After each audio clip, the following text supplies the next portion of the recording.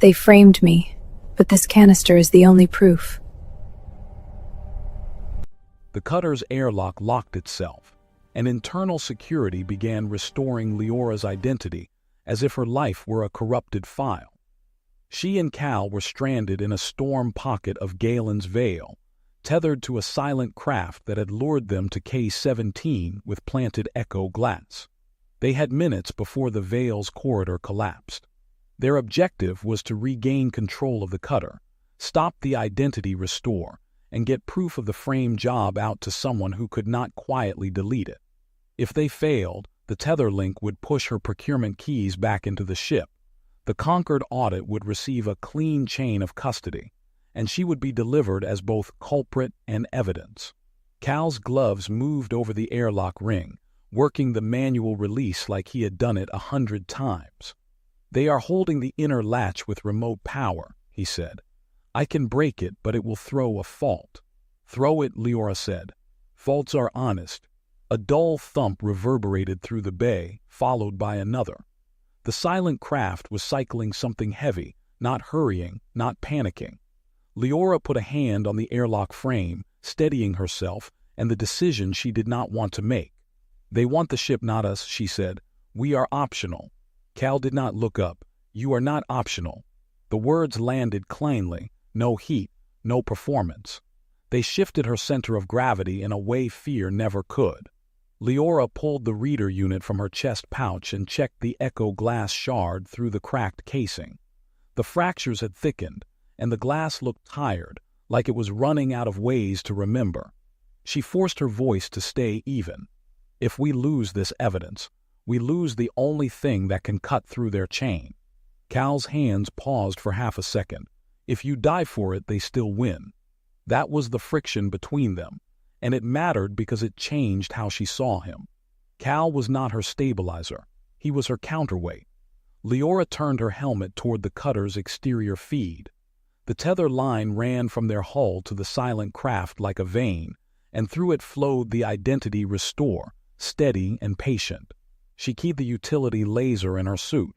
"I cut the tether," she said. "They will react." Cal resumed the release. "Then do it while they are surprised." Leora pushed off, crossed 2 meters of open bay, and planted her boots against the cutter's dorsal ridge. Her suit magnetics caught, and the ship felt solid under her again, like a promise. The tether coupling was a compact node with conquered geometry hiding under civilian paint. She aimed the laser at the coupling's throat and fired in short bursts, keeping heat controlled. The metal glowed, then slumped. The coupling screamed a brief diagnostic tone through her suit, and the tether went slack. Inside her helmet, the cutter's systems flickered. Identity restore halted. Control surfaces reappeared. She had her ship back, but she could feel how easily it had been taken. Cal's voice came tight. "Inner latch is free. Cycle now." Leora kicked off and slid into the airlock just as the silent craft's bay lights snapped on, pale and flat. The light made everything look like evidence. 2 dark-suited figures launched toward them with thruster packs, fast and quiet, tools in their hands like shackles. Cal pulled Leora through the inner hatch and slammed it shut.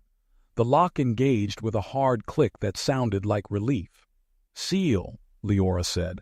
Cal sealed it, and the airlock began to pressurize.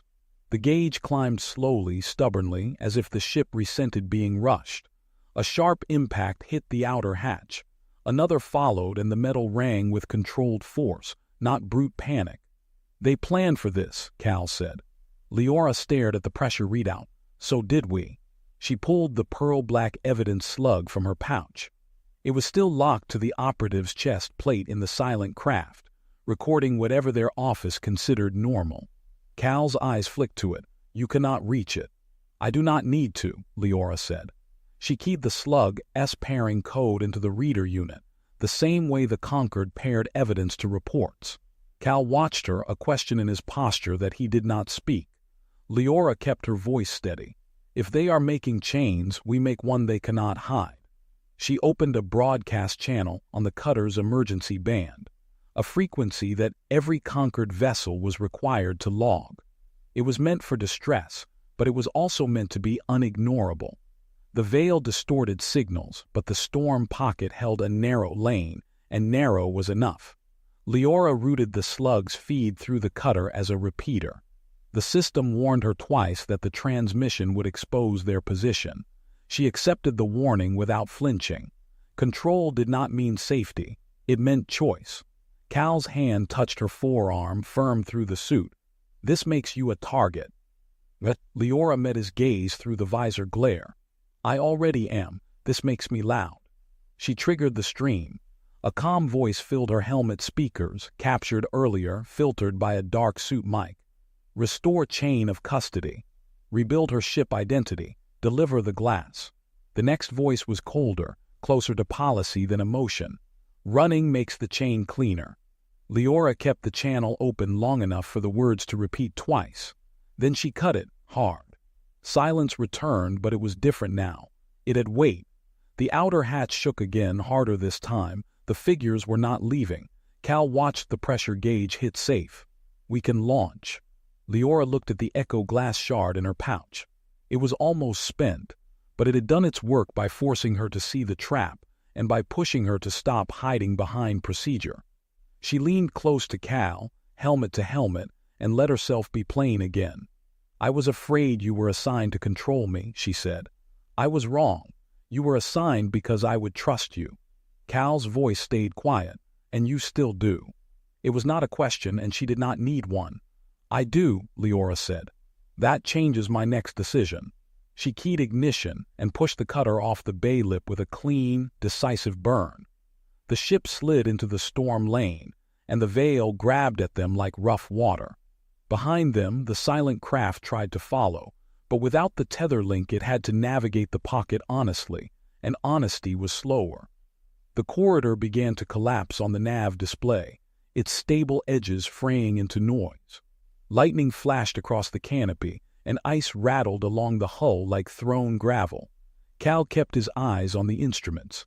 "The Conquered will log the transmission. They will also deny it," Leora said.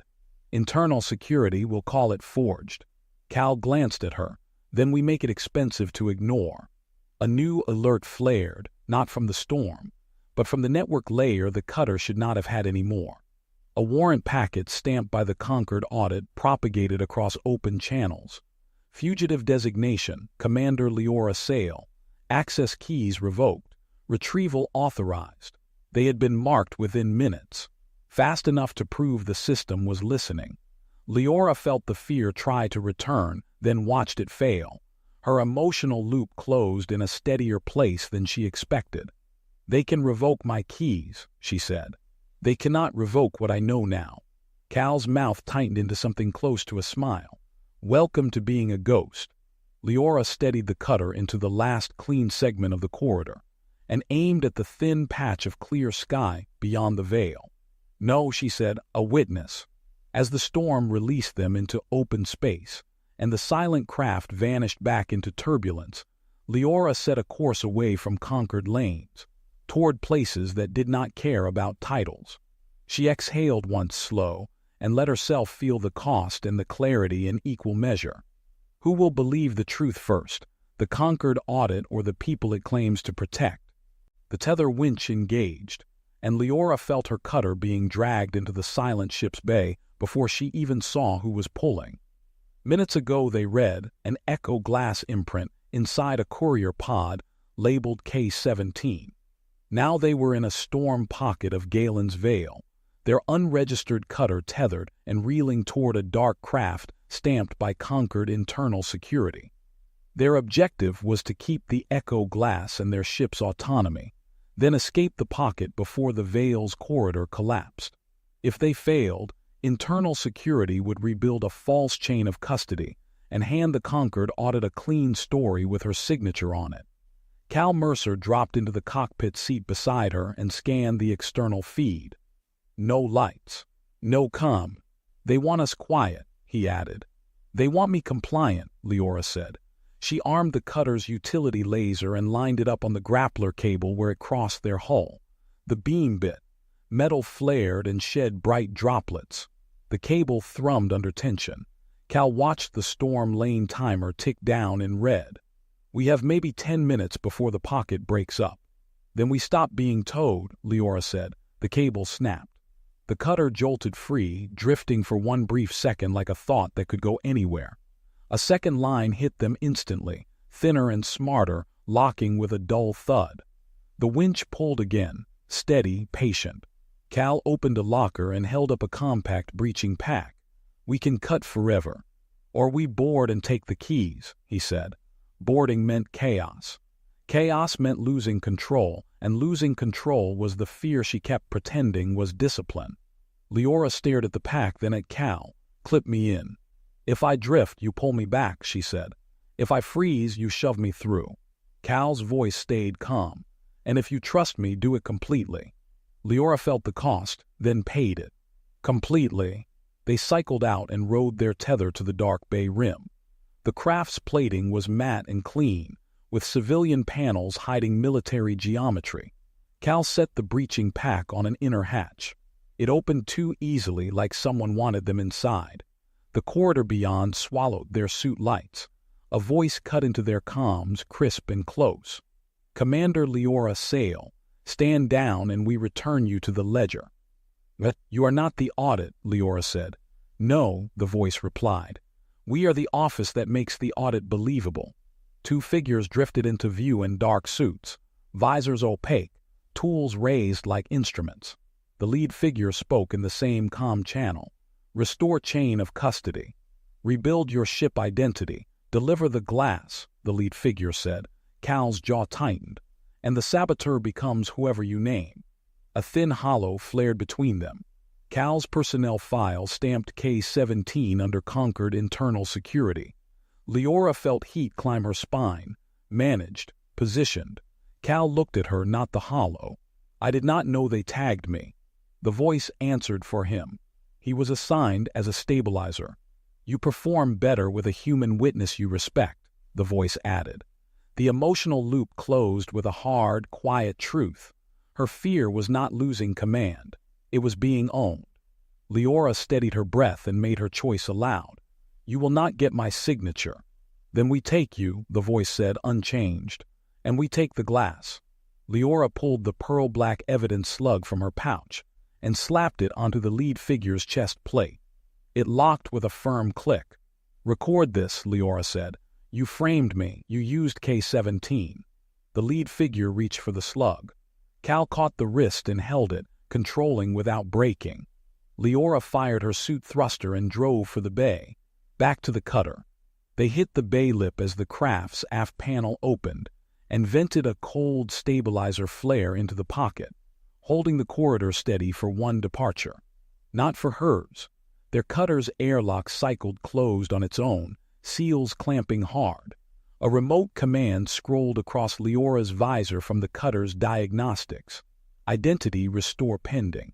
Someone was pushing her old procurement keys back into the ship through the tether link, trying to make the cutter hers again in the only way the conquered cared about. Cal reached the airlock ring and started a manual override. His hands moved fast. They can lock us out and tow the ship through the corridor without us, he said. They can fly it home as proof. Leora's fingers tightened around the echo glass pouch. The shard inside felt like it was cracking even when she did not touch it. She leaned close to Cal, helmet to helmet, and let herself be plain. If I lose the ship, I lose the story. But if I lose you out here, I lose myself, she added. Cal held her gaze through the visor glare. Then we do not lose either. The internal security voice returned, still calm, almost polite. Choose, Commander. Your freedom or your truth. Will Leora sacrifice escape to save the evidence, or burn the last echo glass and run into the veil? K-17 was either the thread that cleared Leora's name or the hook that would pull her under the storm. They had just cut a tracker dart out of their hull and found echo glass hidden inside it, stamped with the same dented faceplate meant to mimic her. They were docked to Veyline 8, an old weather buoy hanging in the upper bands of Galen's Vale, while their unregistered cutter cooled in the turbulence.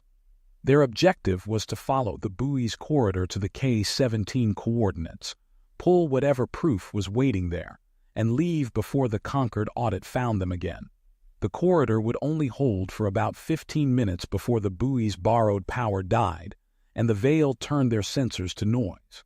If they failed, the storm would shred the ship or open long enough for the audit to drop in and take her, with the story already written. Cal reseated a panel and cleared frost from his visor. The buoy's markers are waking up. Someone just fed it power. Leora watched the fresh data scroll. Someone wants us on schedule. Cal's mouth tightened. Schedules are for traps. Leora pushed off the buoy and eased the cutter into the indicated lane, where the storm's interference dipped just enough for navigation to stop lying. The Veil shoved at them like a living thing. She kept her corrections small, stubbornly precise, and refused to give it the satisfaction of a panic burn. The K-17 coordinates resolved into a darker pocket, stable and wrong. Something hung inside it, not a station. A courier pod the size of a cargo container, with an old Concord seal scorched on one side like someone tried to erase it and failed.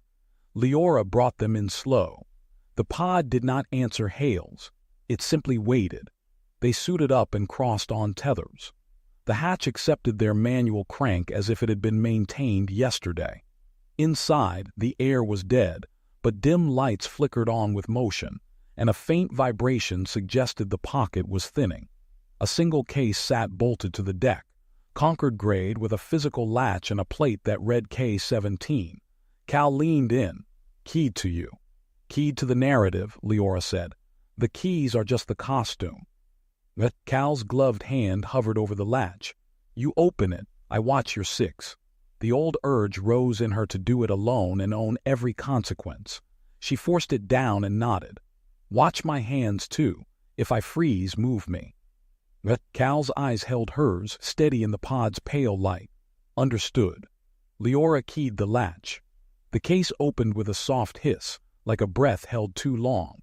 Inside was a Concord audit identity module, intact, and an evidence slug with the same pearl-black finish as the witness drone. There was also a strip of black tape, neatly cut, marked with the same handwritten K-17 code. Cal's voice went dry. "They packed the whole costume." Leora lifted the identity module with 2 fingers and read the procurement batch. Her batch. "They want to rebuild my ship's identity," she said. "They want a record that says I never burned it." Cal tapped the evidence slug. "And this records you putting it back." Leora set the module down. "They want me to cooperate with my own execution." She drew the echo glass shard from her chest pouch. Cracks spidered across its surface. "One more read," she said. "If there is a message here, it is in the glass." Cal shook his head once. "Decay accelerates." "It is already dying," Leora said, and locked her voice into calm. She placed the shard into the reader field and aimed it at the evidence slug. The unit thrummed, low and steady. The imprint unfolded in stitched fragments. A gloved hand, the same wrist tear, the case being bolted down. The K-17 plate pressed into place. Then a helmet-filtered voice, calm and careful, using the cadence of an audit officer. "She will run, let her. Running makes the chain cleaner." Leora's breath went thin. The voice was close to hers, but not hers, an imitation built from someone who studied her rhythms. The imprint shifted, catching the helmet's inner rim. The black tape was there, but beneath it, scratched into the composite, was a second mark, small and deliberate. A 2-letter stamp used by Concord Internal Security. Cal saw her stillness. "Say it." "Internal Security built this," Leora said, "not the audit." Cal's shoulders tightened. Then the skiff was only the front door. The cutter's proximity alarm chirped once in her ear, a clean note that did not belong inside the Veil. Leora turned toward the hatch. Through the open doorway the storm pocket had changed. A dark craft had slid into it without lights, without flare, like it had been there all along and only now decided to be seen. A grappler line fired, fast and quiet, and clamped onto their cutter's dorsal ridge. Cal's voice went flat. "That is not an arrest." Leora felt the emotional loop close in a hard, clear place. She had feared the audit's judgment. Now she knew the enemy lived deeper and her fear had a name. She looked at Cal, and the trust between them held, not because it was safe, but because it was chosen. We cut the line or we board them first. The winch began to reel, dragging their ship toward the dark bay like a prize. Who is waiting inside that silent craft with internal security stamped on the trap? The tracker dart in their hull was pulsing, and the next pulse would hand their location to the audit. Minutes ago, Leora burned her cutter's identity module to break the conquered lock, and the storm of Galen's veil swallowed their signal like it was hungry. Now the cutter bucked through gray turbulence, ice forming in thin, fast lines along the canopy. They were deep in the veil's upper bands, where lightning flashed without sound, and the clouds carried grit that could sandblast a ship blind. Their objective was to cut the tracker dart out, seal the breach, and stabilize the echo glass imprint before it cracked itself into useless fragments. If they failed, the dart would ping through a clear patch and guide the audit skiff straight onto them, and the echo glass would finish decaying before it could be used to prove who framed her. Cal floated beside the aft maintenance panel, braced with one boot against a bulkhead. His voice stayed calm, which was either discipline or denial. Pulse interval is 7 minutes, next one in 3. But Leora kept her hands on the thruster yoke. Find me a pocket, a dead air cell. I need 90 seconds without shear. Cal watched the nav map. There is an old weather anchor buoy, Veyline 8. It is not on Concord charts. But that means it is not safe, Leora said. That means the audit may not think to look, Cal replied. Leora banked toward the buoy's beacon, a weak whisper hidden in noise. The cutter shuddered as a crosswind hit, and she corrected by reflex, clean and controlled. Control was the one thing she could still own. A warning tone sounded once. Hull integrity aft. Cal's eyes narrowed at the readout. The dart is in a coolant line. It punched through the jacket and sealed itself. Clever. Leora felt anger rise, precise and cold. Clever is a form of cruelty. Cal looked at her helmet, then back to the panel. You know who is doing this. I know who they want it to be, Leora said. They sighted the buoy as a dark speck against the storm, a skeletal ring with a central spindle and old docking arms that moved like tired fingers. Leora brought the cutter in slow, careful, letting the turbulence push and then taking it back in small corrections. The clamps bit. The ship settled with a groan of metal. For the first time in minutes, Leora's shoulders dropped. Not far. Not long. Enough. She keyed her suit release and swung into the maintenance crawlspace with Cal behind her. The space was narrow and smelled of insulation and hot wiring. Suit lights cut through drifting flakes of ice that had no business being inside a ship. The dart sat where Cal said it would, embedded in a line that fed the engine's thermal loop. It was the size of a finger, matte gray, with a tiny status diode that blinked in steady contempt. Cal raised a cutter tool. If I slice it wrong, the line sprays. If it sprays, we lose the loop. Leora studied the dart's seating. Then do not slice it, twist it. Cal paused. They keyed it. They keyed it to my procurement tag, Leora said. Everything they use is built to look like my hand. She reached in, fingers steady, and found the dart's collar seam. The design was familiar in the way nightmares were familiar. Conquered engineering, made to be installed quickly and removed never. Cal watched her hands. You should not be doing this. It is my ship, Leora said, my mess. Her flaw tried to take over, to insist she carry every weight alone. She felt it, named it, and made a decision against it. Brace the line with your left hand. If it kicks, you catch it. Cal did not argue. He placed his gloved palm against the coolant jacket, anchoring it. The contact was practical, but it landed as something else too, a quiet agreement to share risk. Leora twisted the dart with controlled force. It resisted, then gave with a soft click, like a lock choosing to open. The diode went dark. For a breath, there was only the sound of their respirators and the low groan of the buoy outside. Leora pulled the dart free and sealed the puncture with a quick patch that cured in seconds. Cal exhaled. No spray. Leora held the dart up to her light. They still got what they wanted. The drone transmitted the imprint registry. The skiff knows we ran. Cal's gaze held on the dart. Maybe the dart has more than a beacon. Leora felt it too, a weight to the casing that a simple tracker did not need. She snapped it open with a careful pry, expecting a battery and a transmitter. Inside was a sliver of black crystal, smaller than a thumbnail, nestled in a foam cradle. Echo glass. Leora's throat tightened. The unique cold of it seemed to drink her suit light. It meant whoever built the dart wanted a second recording, a second story. Cal's voice went low.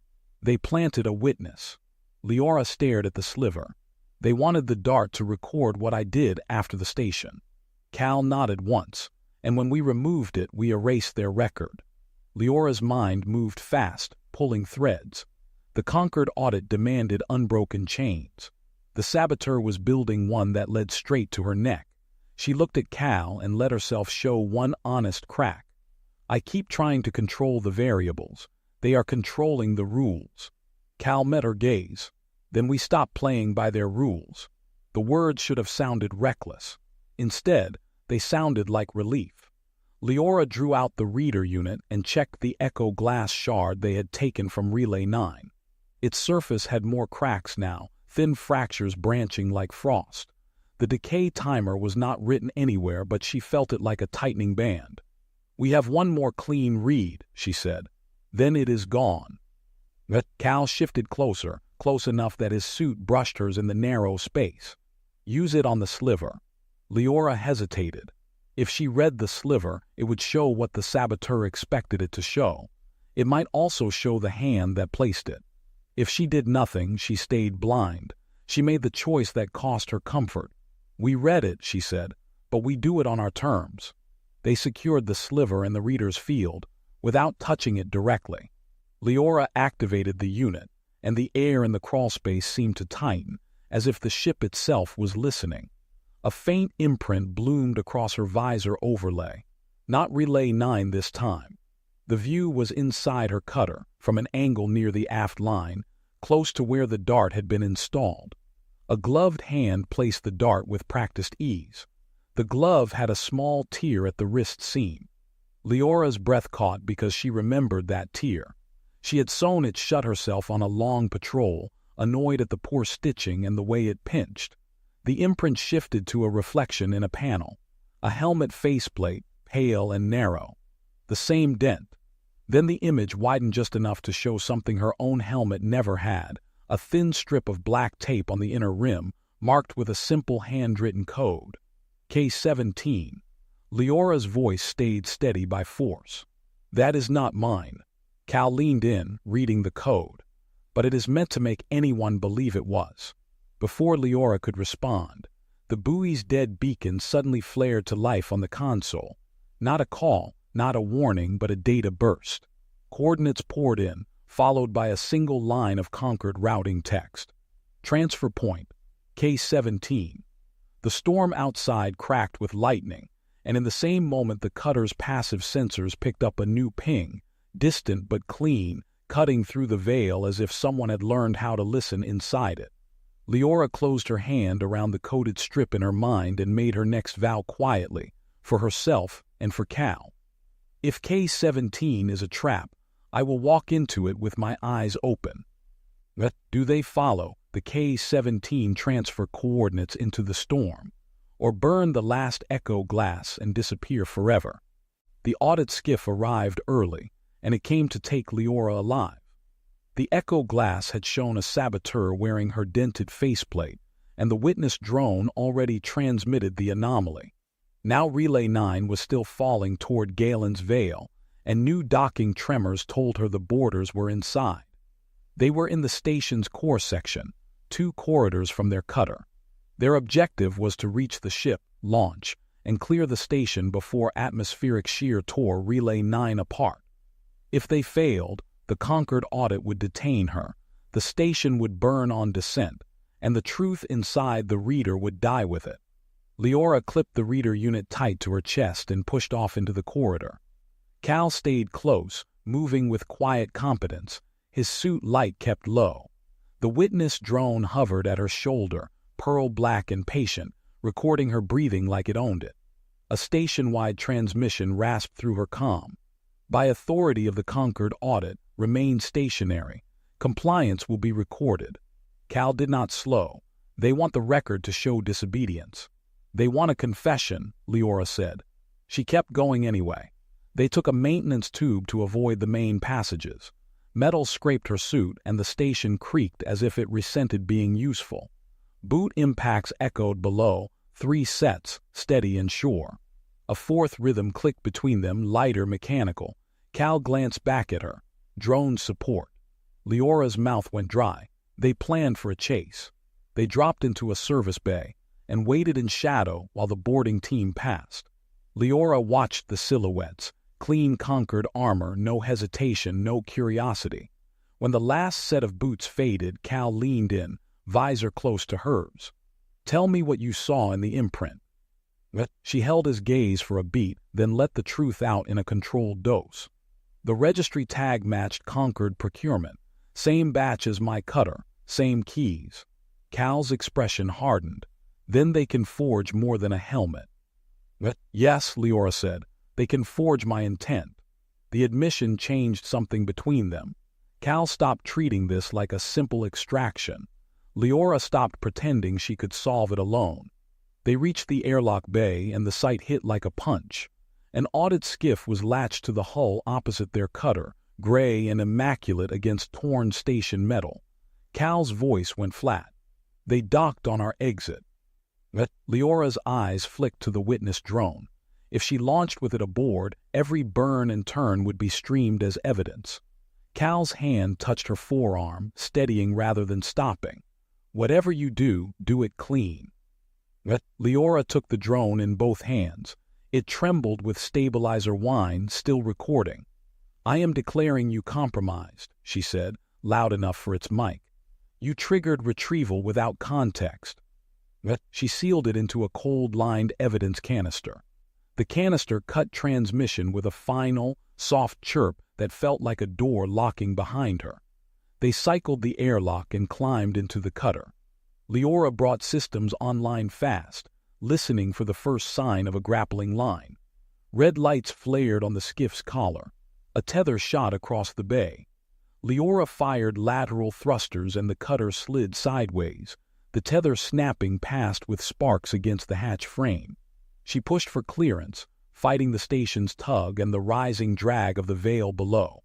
Then the console flashed a Concord order stamped with authority. Clearance revoked. Command suspended pending detention. The cutter obeyed like a trained animal. Controls dulled. A remote lock began in silence, counting down without asking her permission. Cal read the diagnostic and swore once low. They are using fleet procurement keys. The same keys you saw. Leora felt a cold calm replace panic. Her name was no longer a shield. It was an access code. Cal opened an auxiliary panel. There is a bypass. It burns the identity module. After that, we are unregistered. Leora covered his hand with hers, pressure through gloves, a brief connection that carried trust and consent. Do it, she said. I would rather be a ghost than a puppet. Cal toggled the bypass. The ship shuddered as systems rerouted, and the remote lock vanished. Behind them, the audit skiff released a fan of tracking darts, glittering needles chasing their wake. Leora rolled the cutter into the lower turbulence of Galen's Vale, where sensors lied and ice formed on hulls. One dart struck the aft plating with a muted thud, and the ship's warning tone stayed stubbornly calm. Her fear finally named itself, and naming it made it smaller. She was not afraid of losing command. She was afraid of losing her agency. As the storm swallowed their signal and the dart's beacon pulsed somewhere behind her armor, Leora made a vow she could still own. No one else wears my life. Who copied Leora's signature, and what do they want from her inside Galen's Vale? If the black shard inside that dead station was real, it could clear her name or erase it forever. Commander Leora Sale watched Relay 9 tumble in slow silence above the storm bands of Galen's Vale. The station was dark, torn open along one rib and drifting lower with every orbit. Her objective was simple and brutal. Get in, recover the Echo glass core, and get out before the station kissed the upper atmosphere and burned to ash. If she failed, the only recording of what happened here would be gone, and the Concord audit would brand her as the officer who lost evidence during a neutrality investigation. In the outer systems, that kind of stain did not wash off. It became a life sentence. A thin, pearl-black drone hovered near her canopy, its lens fixed on her face. The audit witness did not speak. It only watched, and that was worse. Across the cockpit, Cal Mercer checked the suit seals with practiced hands. He looked like someone who had learned to stay calm by running out of alternatives years ago. "You're shaking," he said, not accusing, just observing. Leora hated that her body betrayed her before her voice did. "I am not." Cal's mouth twitched. "Right, the ship is shaking in sympathy." Relay 9 rolled again, and sunlight caught the station's breech like a knife edge. The same light touched Leora's cheekbones and the pale shimmer of her skin, turning her reflection into something too composed to be real. She inhaled once, slow. The Echo glass only holds a causal imprint while it stays cold and unbothered. Once we touch it, decay starts. 40 minutes, give or take. Cal nodded as if she'd told him the weather. "So we do not touch it until we can read it." "We will have a field reader," she said. "One chance, one clean pull. The audit wants an unbroken chain." Cal glanced at the witness drone. "It wants a show. It wants control," Leora said, and heard her own flaw hiding inside the word. She wanted the same thing. Control was how she kept fear on a leash. They docked against a service hatch that no longer knew it was a door. Metal complained under clamps. The station answered with nothing. Leora stepped into the airlock first, because leadership meant paying the first cost. Her suit lights cut into the dark, revealing dust that floated like slow snow. Inside, Relay 9 smelled like scorched polymer and old coolant. In her helmet speakers, only her breath and the soft click of the witness drone followed them, obedient as a shadow. They moved through corridors that had been built for efficiency and ended as graves.